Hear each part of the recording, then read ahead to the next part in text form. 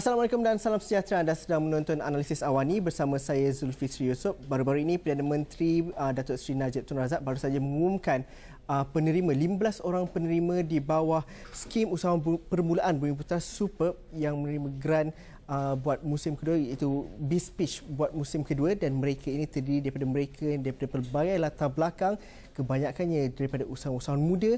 Dan malam ini kita akan berkongsi dan juga bersama dengan 3 daripada 15 penerima grant sebanyak RM500,000 itu yang diberikan kepada 15 pemenang skim Superb ini, di mana untuk musim kedua ini, untuk kali kedua ini, sebanyak RM7.5 juta diberikan dan dianugerahkan kepada mereka.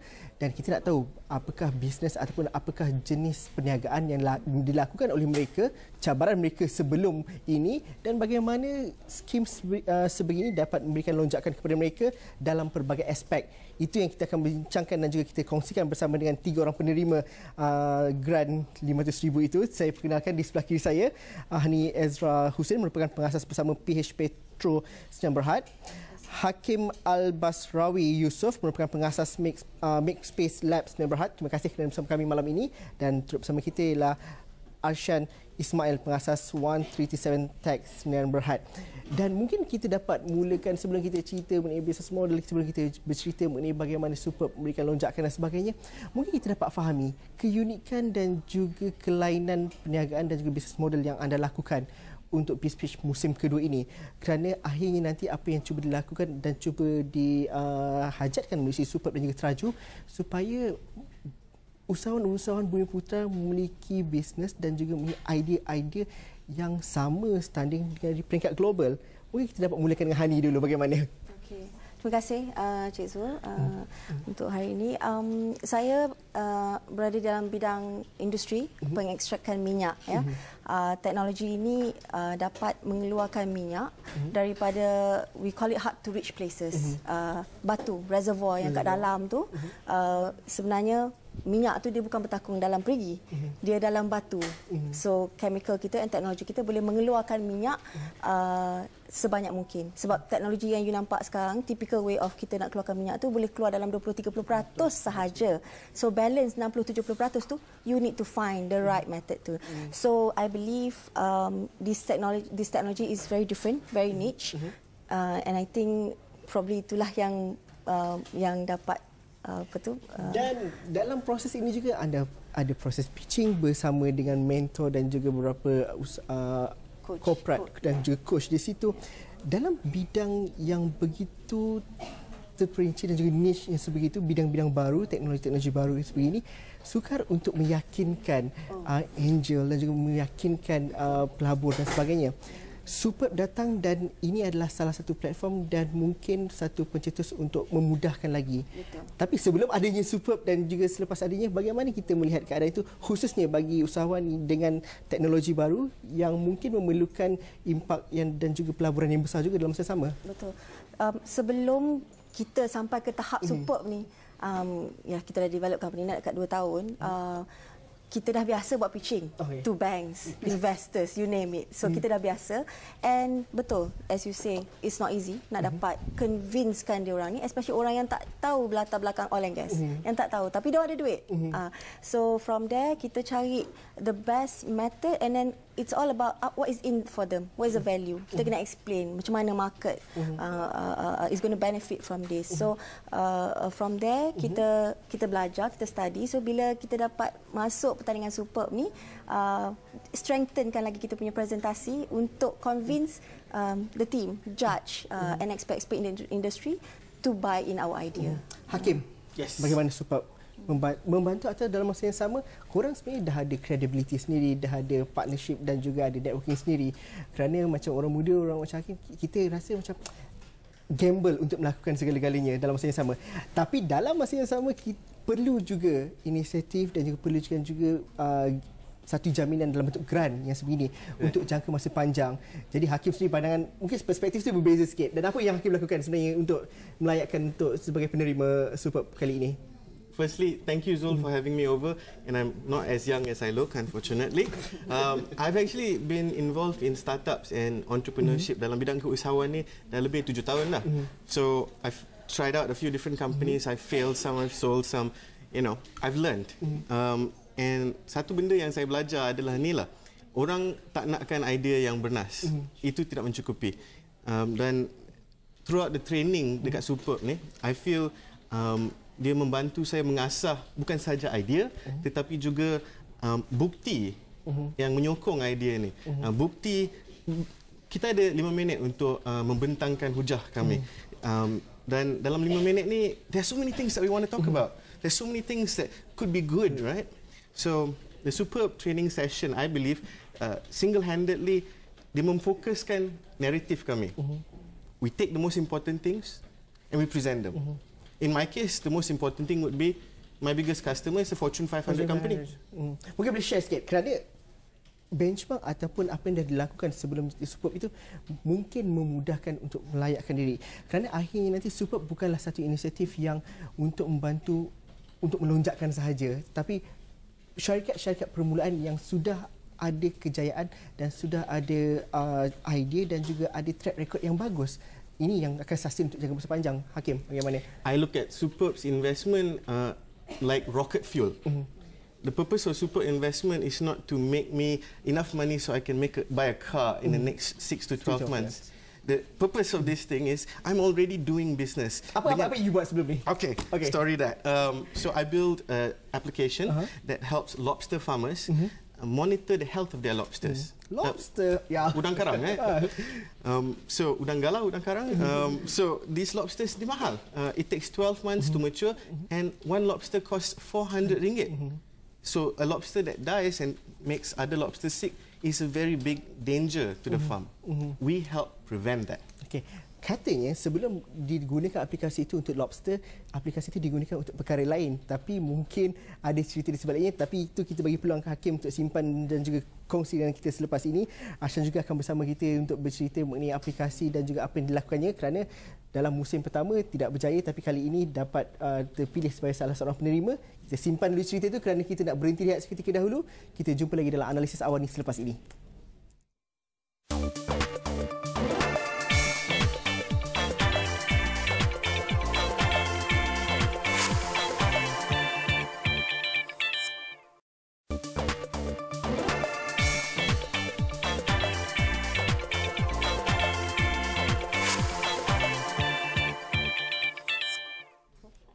Okey, bersama kita dalam analisis awal ni dan saya bersama dengan 3 orang penerima grant Superb. Mereka mendapat RM500,000 lebih daripada minggu sebelumnya dari Superb.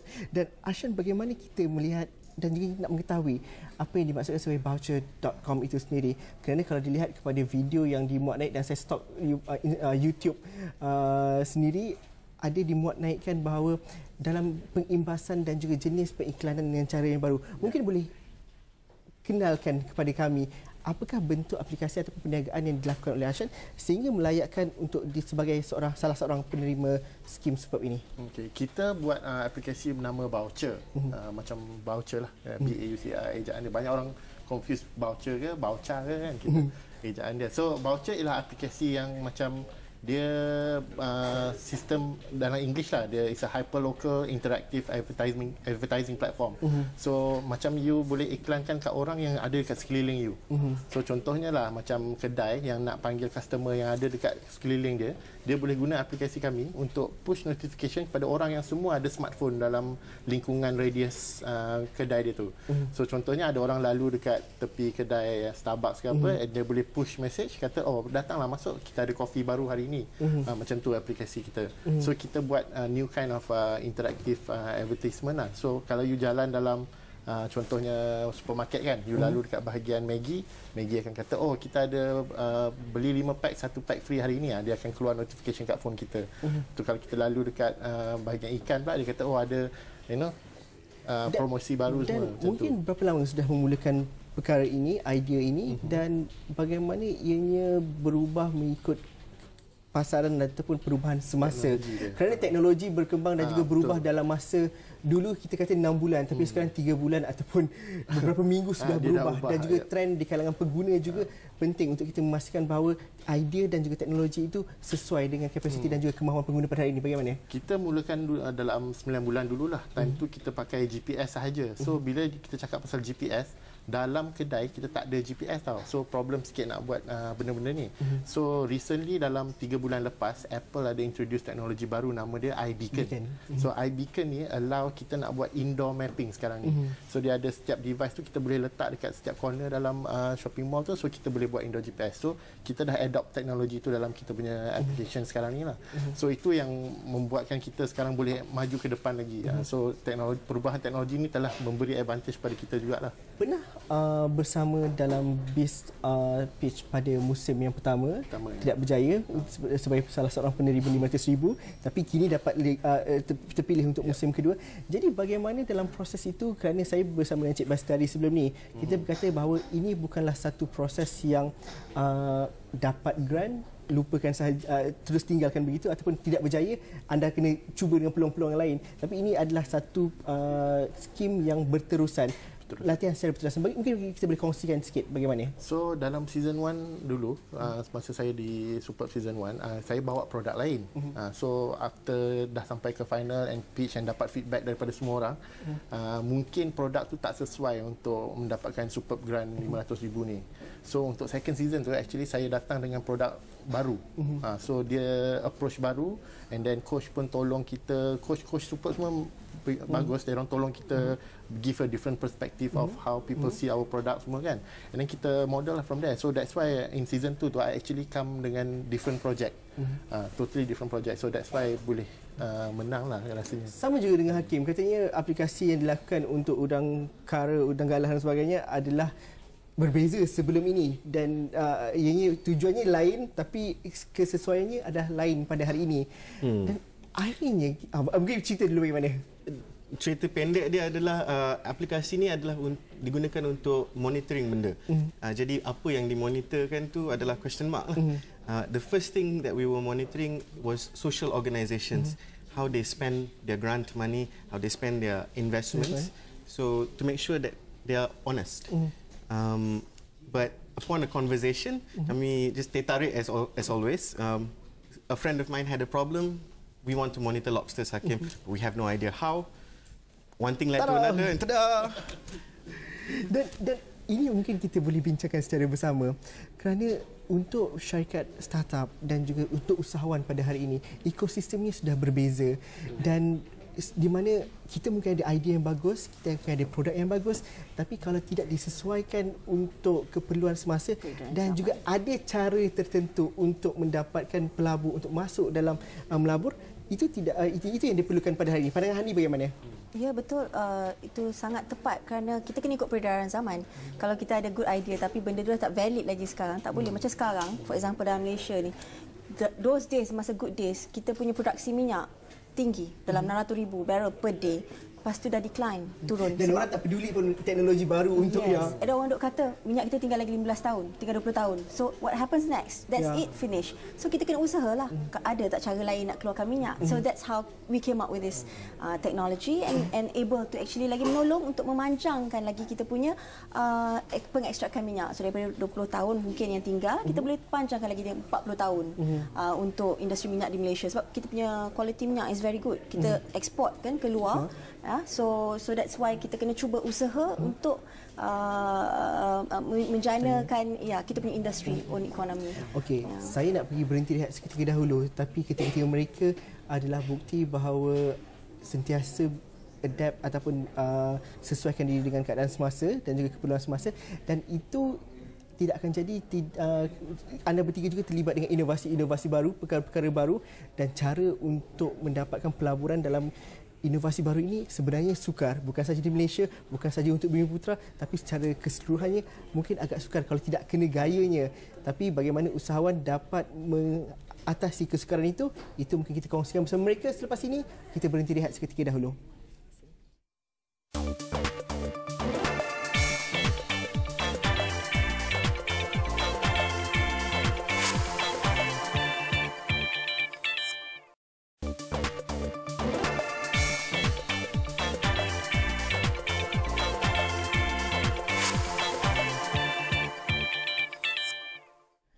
Okey, betul kita dalam analisis awal ni, mereka bertiga ada idea produk dan perkhidmatan dalam inovasi yang baru, akan tetapi untuk mendapatkan pelaburan dalam idea-idea baru dan juga inovasi yang bentuknya niche ini agak sukar. Dan ini mungkin bagaimana Superb masuk dalam aspek ini, dan dalam masa yang sama anda juga perlu memastikan bahawa apa yang dilakukan dan juga dengan grant ini adalah permulaan untuk satu bentuk ataupun satu perjalanan bisnes yang lebih panjang dan juga sustainable, kerana mungkin idea baru niche tapi tidak mungkin berhasil untuk jangka masa panjang. Bagaimana dalam aspek itu kita melihat? Betul juga. Kadang-kadang kita ada idea. Banyak orang kadang-kadang approach saya dengan idea, tapi kadang-kadang timing idea tak betul kan. Teknologi tu way ahead of its time lah. So bila kita propose benda tu, mungkin orang tak faham. Saya pun dulu sama juga, time mula-mula buat projek ni, orang tak faham GPS tu apa, retailer semua tak faham hyperlocal dan semua ni. So memang agak susah lah untuk kita convincekan orang tu. So di dalam Superb ni, saya pun time pitch kat 5 judges tu, saya tengok dulu background dia orang. Kita study dulu dia orang ni background apa, kat siapa yang kita patut fokus semua kan. So kita pun ada buat homework kita dululah untuk ceritakan pasal benda ni. So itulah cara sejarah yang kita nak buat untuk prepare untuk Superb. Hani, bagaimana pengalaman sebelum ni? I suppose in anything you do, you kena buat research dulu. Yes. You kena ada analysis of the market. Barulah you tahu whether you punya idea tu boleh commercial ke tak dalam jangka masa panjang. So we have done that a lot. And this business alone dijangkakan akan value dalam 16 billion in probably the next 5 years. So it is a growing business. So we are not wrong lah in that sense. We are in the right business. So that's how you gauge whether it is actually the right time, the right technology at the right place. Yeah. Soalan Hakim pula. I think strategically Teraju and through Superb, they want to make Malaysia better. And we are just vehicles of this betterment. Whatever we do has to impact more people, right? So technology that we pick must be impactful.